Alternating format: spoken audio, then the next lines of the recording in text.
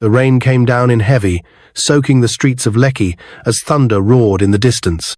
A tall, weak-looking elderly woman stood outside a grand white-painted mansion with golden fences and towering columns. Her Ankara dress, already faded and patched in several places, clung to her thin body. Her wrapper was soaked. She held on to a small traveling bag on her head. The rain beat down hard, but not harder than the pain in her chest.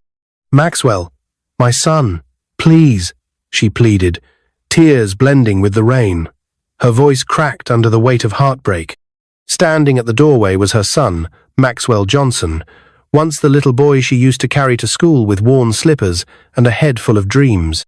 Now, he was a billionaire tech genius, married to the elegant and cold-hearted Sophia, the woman standing right behind him, arms folded. She didn't call. She didn't even tell us she was coming. Sophia hissed in disgust. "This is not a village, Maxwell. She can't just barge in." Maxwell didn't even look at his mother. His face was tight, cold, distant. "Mama, I'm sorry," he said, his tone flat. "This isn't the time. You should have told us. You can't stay here like this." And then, with a swift shove, he slapped his mother and stumbled backwards into the downpour and shut the door. The gate clanged shut behind her. The streetlights flickered. The thunder cracked. But inside Olivia's soul, the silence screamed louder. She stood in the middle of the compound, alone, soaked, shivering. But it wasn't just the rain. It was betrayal. There, in the pouring rain, she lifted her eyes to the heavens. Her lips trembled as she prayed. "Oh God," she whispered, voice hoarse with pain. "I gave up my youth, my strength, my life for this child. I did everything for him. I fed him when I didn't eat. I clothed him when I had nothing on my back. And this is my reward?" She fell on her knees, her hands stretched toward the dark clouds above. "Lord, if I am still the mother that carried him for 9 months, breastfed him with my last strength, trained him from nothing to something, then let everything he has crumble until he remembers the womb that birthed him. May joy leave his home until he remembers the source of his blessings." She stood, picked up her small bag with what little dignity she had left, and walked slowly away back into the storm. Flashback. 18 years ago, in Ajagunle, Lagos. Back when Maxwell was only 5, his father, Andrew, died in a tragic car accident. He had been driving a late-night passenger as a taxi driver when a trailer lost control and crushed their car on the 3rd Mainland Bridge. The loss was sudden and heartbreaking. Olivia became a widow overnight. Many men offered to marry her after Andrew's death, but she refused. Not because she didn't crave companionship, but because she had one focus: a son. From the crack of dawn until late at night, Olivia worked her bones. She sold pepper, washed clothes for neighbors, and even cleaned offices during the night, just to make enough to send Maxwell to school. She never let him feel what it meant to lack. When Maxwell was 10 and wanted a school bag like his classmates, Olivia quietly took a job as a night cleaner at a private hospital. When he turned 16 and wanted to apply to a private university to study software engineering, Olivia sold the only land Andrew left behind to pay the first year's fees. People in the village called her foolish. "Train a son like this? He'll forget you the moment he sees city girls," one woman had mocked. But Olivia never stopped. And Maxwell, he made her proud. First-class degree, best software engineering student in the country, an instant hire by a multinational tech company. When he got his first pay, he built a bungalow for her in the village. She wept. He would call her 3 times a week and say, "Mama, you made me. I owe everything to you." But then he met Sophia. She was elegant, highly educated, and smart, the daughter of a senator. They met at a tech award night in Victoria Island. Sophia was drawn to Maxwell's brain and even more to his rising status. After their wedding, everything began to change. First, the calls stopped. Then, Olivia's allowances started coming late. Eventually, she stopped receiving anything at all. When Olivia called, Sophia would pick and say, "He's in a meeting." She sent him text after text, voice notes, All ignored. After a while, Olivia said to herself, "Let me go and see my son with my own eyes. Maybe something has happened. Maybe he's unwell." That was the journey that brought her under the rain, to the gates of her only son, just to be rejected like a stranger. But something was about to shift. Just 2 weeks after that night, Maxwell received a call from his company headquarters in California. He had been suspended indefinitely. There were rumors that he had leaked sensitive data. A massive cyber breach was traced to his software team. That same week, a fire broke out in the tech startup he co-owned with Sophia. It burned everything to the ground. Sophia's imported Bentley crushed in a freak accident. Their bank accounts were frozen pending investigations. The mansion was placed under investigation, and with all that stress, Sophia collapsed. When they rushed her to the hospital, the doctor said calmly, "Madam, you are still not pregnant. In fact, based on your medical history and stress levels, getting pregnant might be difficult." The walls of their perfect world were crumbling. One night, Maxwell sat in their now empty living room.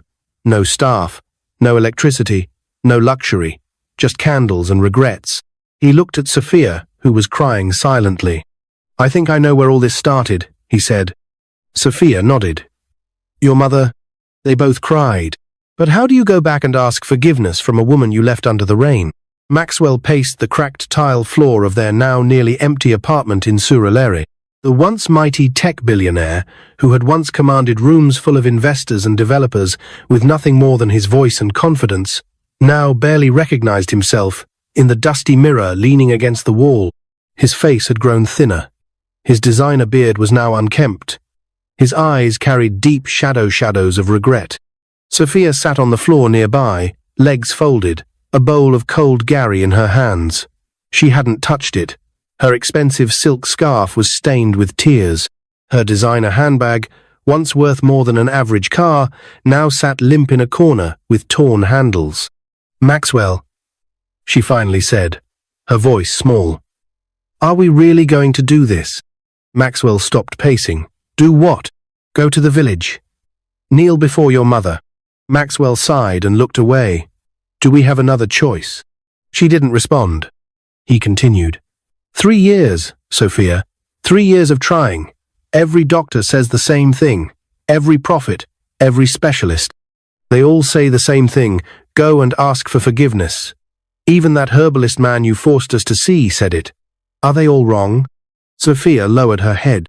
He dropped into the old plastic chair beside her and took her hand. "I don't care about the money anymore. I don't even care about the job or the house. But I can't keep living with this guilt. The image of Mama in the rain begging, crying won't leave my mind. Every time I sleep, I see her." Tears streamed down Sophia's face. "I was wicked," she whispered. "I was afraid of losing you, and I ended up destroying us." There was a long silence. Then Maxwell stood up. "We're going to the village." Sophia looked up. "How will we get there?"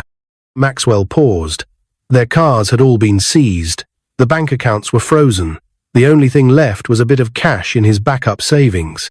"I'll get us a bus. It won't be comfortable, but it'll take us there." And that was how, 3 days later, Maxwell and Sophia boarded a rickety commercial bus to Imo State. The journey was long, bumpy, and quiet. They didn't talk much. Sophia held her stomach the whole way, not because she was pregnant, but because she felt sick with guilt. Maxwell leaned his head against the dusty window and stared at the passing trees.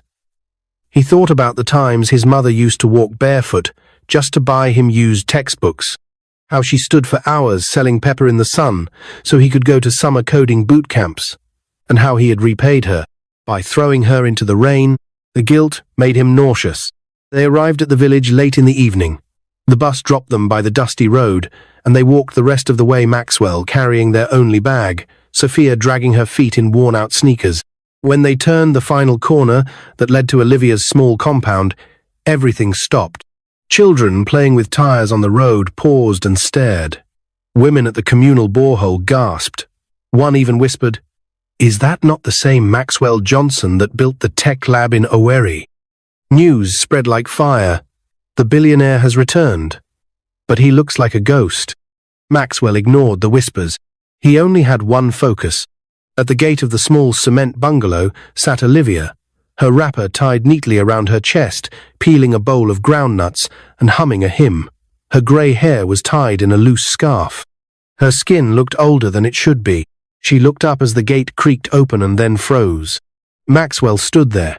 Sophia stood beside him. Both dropped to their knees instantly. "Mama," Maxwell said, his voice cracking. "Mama, please." Tears poured down his cheeks. "I have no words, Mama. No excuse. I failed you. I forgot who made me who I am. I let the love of a woman blind me to the love that birthed me. I betrayed the womb that carried me. I threw you into the rain, Mama. And I've been in a worse storm ever since." Sophia couldn't hold it any longer. She buried her face in Olivia's feet. "Mama, I am so sorry. I was so jealous, so selfish. You gave him everything and I came in and took everything away from you. I don't even deserve to call you Mama. But please, please forgive me." The entire street was now watching. But Olivia, she didn't say a word. She just stood still, eyes fixed on them. Her silence burned worse than a slap. Maxwell lowered his head even further. "If it will make you forgive me, I will leave Sophia. I will give up everything, Mama," Sophia sobbed. "And if it will make you forgive me, I'll leave him, Mama. I swear, I will." The whole village held its breath. A long pause. Then Olivia did something no one expected. She knelt down with them. "My children," she whispered, her voice trembling. "Stand up. Stand up, please." They didn't move. She gently touched their shoulders. "You don't need to separate for me to forgive you. What is important is that you realized your wrongs. I never stopped loving you. I only stopped talking to you because I didn't want my pain to become a curse." Maxwell lifted his head slowly, face soaked in tears. "Mama, I cursed myself the night I pushed you. I did." She smiled faintly, her own eyes now wet. "But the same mouth that prayed in pain can also pray in mercy. I forgive you both. Fully. From my heart."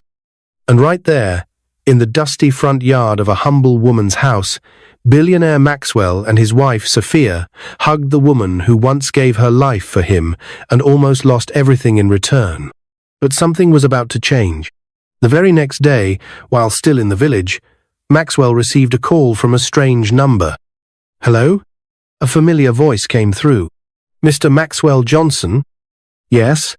This is Mr. Ahmed from TechWave International. There's been a major misunderstanding regarding your suspension. New evidence has come up, and we'd like you to return for a full reinstatement." Maxwell's jaw dropped. "What?" the man continued. "Not just that. We want you to lead the new African Innovation Initiative. It's fully funded by our international partners. You're going to be the face of it." He was speechless. He turned slowly to Sophia and Mama Olivia. "Mama, something is happening." Maxwell sat quietly on the wooden bench outside his mother's bungalow. The sun was setting over the village hills, painting the sky with hues of orange and pink. His phone still pressed to his ear. He was barely breathing. The voice from the other end of the line had stopped speaking for nearly 30 seconds now, but Maxwell hadn't yet found the strength to respond. "Mr. Maxwell, are you still there?" the man asked again. Maxwell blinked. His mouth moved, but no words came out. When he finally did speak, his voice was shaky. I don't understand." "You want me back?" "Yes, sir. There was a breach, but investigations revealed your team was not responsible. In fact, the internal audit team traced the leak to an outsourced contractor in Germany. You've been cleared completely. The board has unanimously agreed to reinstate you with full honors." Maxwell slowly stood from the bench. "Is this real?" "Yes, sir. And there's more. TechWave is launching a 200 million African Innovation Hub, and we want you to be our regional director. You'll receive full funding, a new office in Lagos, housing allowance, and full benefits." Maxwell could hardly breathe. Thank you, sir." He hung up, still in shock. He turned slowly and saw Sophia and Mama Olivia watching him from the door. Sophia stepped forward, worried. "What is it?" He stared at her for a moment, then fell to his knees. "We're back, Sophia. They want me back." Everything is coming back." She gasped and ran to hug him. Tears of joy filled her eyes. Mama Olivia watched quietly, her hands folded. She didn't say anything for a while, just smiled faintly and nodded. "I told you," she said gently, "when a mother speaks to God from the heart, heaven listens." 2 months later, Lagos, Nigeria. Maxwell stepped into the new TechWave office tower in Victoria Island, wearing a freshly tailored navy blue suit. The receptionist stood up immediately. "Good morning, Director Johnson," she said with a warm smile.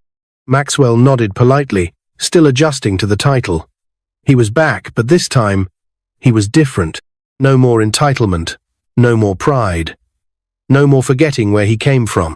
Sophia walked beside him, no longer the woman obsessed with status and competition. She had changed. The moment Olivia forgave her, something inside her had broken and rebuilt itself. She now wore modest clothes, volunteered at women's shelters, and treated everyone with gentleness. They lived in a new house, now a beautiful mansion, yes, but one that Olivia picked. And this time, Mama lived with them, inside their home, that evening. Olivia sat in the living room, rocking slowly in a cushioned chair. Sophia brought her a warm cup of ginger tea and sat at her feet. "Mama, I added a little honey," Sophia said with a smile. "You like it that way, right?" Olivia smiled. "Thank you, my daughter." Maxwell came downstairs with his laptop, balancing a stack of reports in his hand. "Mama," he called, "I've been invited to give a keynote at the African Tech Leaders Conference next month. They want me to speak about legacy and leadership." She chuckled softly. "Tell them to include something about humility too, and how not to throw your mother into the rain." Everyone laughed, though, a little uncomfortably. It still stung, but it was now part of their shared healing. Later that night, Maxwell and Sophia sat by their bedroom window, holding hands in silence. Their hearts were full, but one thing remained missing: a child. It had been over 3 years since their wedding, and even though their fortunes had turned around, the doctors had not changed their report. Sophia turned to him quietly. "Do you think God will forgive me enough to let me be a mother?" Maxwell looked into her eyes and squeezed her hand. "He already has." 3 months later, Lagos University Teaching Hospital. Sophia sat in the waiting room, her eyes wide and confused. She kept rechecking the test result in her hands. Olivia sat beside her, watching. "What is it?" Olivia asked softly. Sophia stared at the paper, unable to speak. Then she handed it over to Mama Olivia with trembling fingers. "Pregnancy test. Positive." Mama Olivia's hand flew to her mouth. "Jesus!" Sophia burst into tears. "I'm pregnant, Mama. I'm pregnant." The hospital nurses and patients turned to stare, but she didn't care. Mama Olivia hugged her tight, tears rolling down her own cheeks. "God has done it," she whispered. "He has done it at last." 9 months later, naming ceremony. The compound was decorated with white and gold ribbons. Friends, family, and community leaders filled the large space, dancing and celebrating the new birth. A soft breeze swirled through the air as Maxwell stepped forward to address the crowd. His face was glowing, his eyes locked on the small bundle in Sophia's arms. "This is a day of joy," he said into the mic. "But it is also a day of gratitude. My wife and I name our daughter Olivia after the woman who gave me life, gave me everything, and still forgave me when I didn't deserve it." Everyone clapped and cheered. Sophia stepped forward. "And I want to say something too. To every mother, every woman who sacrifices in silence, please don't give up. If your children don't see it now, one day they will. I treated Mama badly. I dishonored the woman who raised my husband, but she forgave me. That is the kind of woman I want to be." Mama Olivia came forward, carrying baby Olivia and smiling brightly. She turned to the crowd. "Every person deserves a second chance. But never forget the people who stood by you before you became something. Never forget those who loved you when you were nothing." The applause was loud, but beyond the applause, one thing was clear: mercy restores, and forgiveness rebuilds. It had been 1 full year since Olivia forgave her son and daughter-in-law. The mansion was now a place of peace, laughter, and warmth. Little baby Olivia chubby cheeks, round bright eyes, and a loud giggle was the center of everyone's world. Maxwell had become the face of TechWave's African Innovation Hub, leading workshops, mentoring young tech talents, and even speaking at international conferences. But beyond the business and success, something deeper had changed in him. He became a man of service. He built a small tech training center in the very village he once abandoned. He opened a foundation in his mother's name, the Olivia Hope Foundation, which gave full scholarships to children of widows and struggling mothers.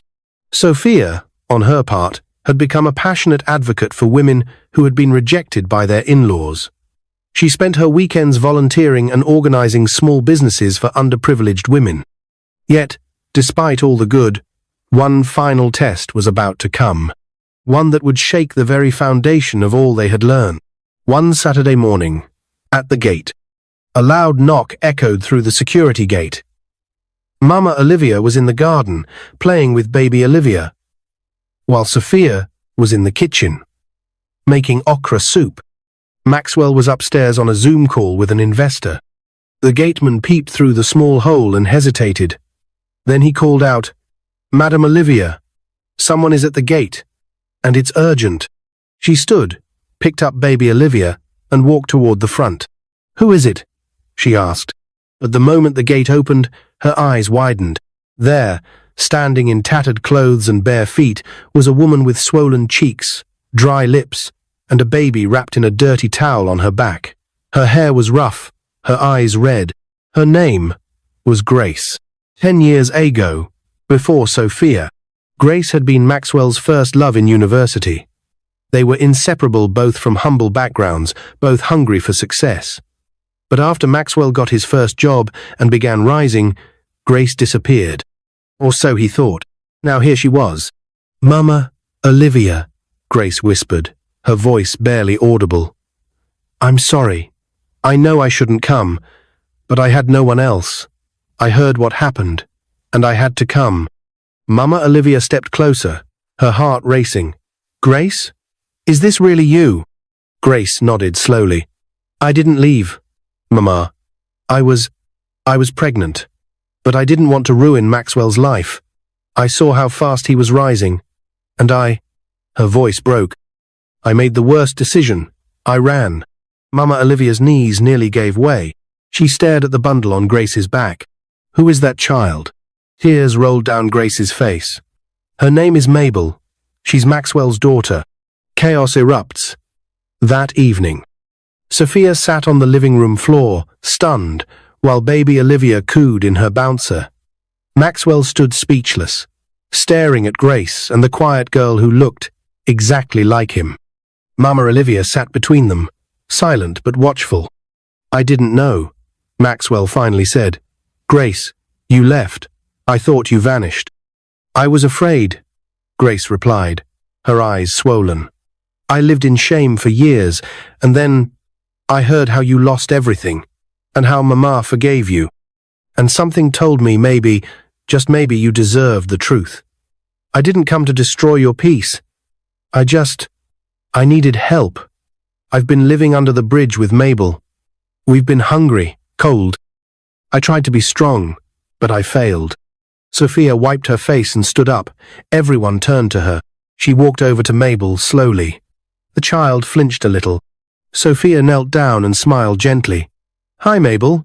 Do you like jollof rice?" The little girl nodded shyly. Sophia turned to Grace and said softly, "Let me get her something warm to eat." Even Maxwell was stunned. When Sophia came back with the food, Grace broke into tears. You're not angry?" Sophia swallowed. Her hands shook a little. "I was, at first. But I remember what it felt like to be the reason a mother cried. I won't do that again. No child deserves to suffer for the mistakes of adults, and I know what Mama taught me: everyone deserves a second chance." Maxwell held his face in his palms. "I don't deserve you, Sophia." She touched his shoulder. "We both made our mistakes, but it's what we do now that matters." Mama Olivia smiled faintly. Her son had learned. 3 days later, they sat in the garden. Maxwell, Sophia, Mama Olivia, Grace, and little Mabel. Maxwell had made a decision. "I will take full responsibility for Mabel," he began. "She is my child, and she deserves a good life. Grace, I will provide everything she needs. You'll have a home, food, education. You'll never beg again. But this family is my home. Sophia is my wife, and I won't disrespect that." Grace nodded silently. "That's more than I hoped for. I don't want anything else." Sophia turned to Grace. "You're welcome here, Grace, not as a rival, but as a mother who's trying her best." And from that moment, a new family was formed. Unusual, yes. Complicated, absolutely. But built on forgiveness, honesty, and grace. Weeks later, tech conference in Nairobi. Maxwell stood on stage. "As leaders, we talk about innovation, disruption, and scale," he said, voice firm. "But true innovation begins in the heart. You can build billion-dollar software, but if your soul is bankrupt, you've built nothing." The crowd clapped. He continued, "I once threw my mother into the rain. I once abandoned the source of my blessings. But life taught me that no amount of wealth replaces love, honor, and family." In the crowd, Mama Olivia smiled. She was seated beside Sophia, Grace, Mabel, and baby Olivia, new kind of family. And somewhere in Maxwell's heart, he knew. 1 year later, Lagos, Nigeria. The living room was quiet, except for the gentle ticking of the wall clock. Olivia sat in her rocking chair near the window, her hands moving slowly as she knitted a baby blanket. The late afternoon sun streamed through the curtains, casting a warm glow across the room. Across from her, Mabel and baby Olivia played on the carpet, giggling and rolling soft balls toward each other. It was peace, not just in the house, but in her heart. Maxwell entered quietly, still in his TechWave branded polo shirt, his laptop tucked under his arm. He stopped at the doorway, smiled, and just watched. "Mama," he said softly. She looked up and smiled, the lines on her face deepening with kindness. "Welcome, my son." He crossed the room and knelt beside her. "I have something to tell you," he said. "Today, we launched the Olivia Hope Tech Academy in Abuja. The governor was there. I gave a speech, but I couldn't say a word without first showing them your picture. The whole crowd stood and clapped for you." Mama Olivia chuckled. "Me?" "Yes, Mama. I told them the story of a poor widow who worked 4 jobs to raise a boy who had no father, and how that boy almost lost everything by forgetting her." She grew quiet. Maxwell took her hand. "But Mama, you didn't just forgive me. You gave me back my life. You gave me back my soul." Tears welled in her eyes. "I never stopped praying for you, Maxwell. Even in the rain." They sat in silence, the air filled with something unspoken but powerful restoration. 2 days later, the women's conference in Ikeja, Sophia stood on a wide stage, wearing a simple but elegant gown. Her voice rang through the packed hall. "I used to be the kind of woman who measured love by possession. I believed I had to be the most important person in my husband's life, even above his mother. And I destroyed a family because of it." The crowd was silent. "But that same woman is now standing before you, telling you this. You gain nothing by fighting the one who raised your husband. Instead, you gain everything by learning from her strength." She looked down to where Mama Olivia sat in the front row. "She taught me that love is not control, it's compassion. That marriage is not a throne, it's a table, where everyone who sacrificed gets a seat." The entire audience stood to their feet and applauded, many with tears in their eyes. Mama Olivia wiped hers silently. Sophia walked off the stage and straight to her. When she reached her, she bent and hugged Olivia, whispering, "I love you, Mama, not just for giving me Maxwell, but for giving me a second chance." Later that month, Olivia's 70th birthday. The celebration was like nothing the community had ever seen. The compound was decorated with white and gold, with long canopies stretching across the street. Friends, family, church members, even local government officials attended. Maxwell stood on a raised platform, mic in hand. "Mama Olivia is not just my mother," he said proudly. "She is the foundation on which this family stands." He turned to look at her. 70 years strong. You taught me how to dream, how to rise, and more importantly, how to fall with grace and rise again with humility. Sophia, now holding both baby Olivia and Mabel, stepped forward. Mama, you turned strangers into sisters. You turned pain into peace, and we love you for it. The crowd clapped. Mama Olivia stepped up slowly to the mic. She was wearing a soft lace gown with a purple head tie. She smiled, took a deep breath, and said, "I once stood in the rain, with nothing but my tears and a broken heart. Today, I stand under the sun of God's grace, surrounded by love. What more can a mother ask for?" The people cheered. The sun was setting. Maxwell, Sophia, Grace, Mama, Olivia, Mabel, and baby Olivia were seated around a small wooden table, eating roasted corn and sipping palm wine. Children ran around the yard, playing. The family had grown, not just in number but in love, wisdom, and unity. Sophia leaned over to Maxwell. "Remember the day we lost everything?" He nodded. She smiled. "I thank God for that day." He looked surprised. "Why?" "Because that was the day we began to see clearly. That day led us back to Mama. It brought us Mabel. It rebuilt us." He nodded slowly. "You're right." Mama Olivia stood and raised her glass of palm wine. "To family," she said with a playful smile. "The ones we're born into, and the ones we grow into." They all raised their glasses. "To family." And as the sky turned to dusk and laughter filled the air, one truth settled over them like a warm blanket. Sometimes, losing everything is what it takes to find what really matters. If you like this story, comment, share, and subscribe to our channel for more interesting stories.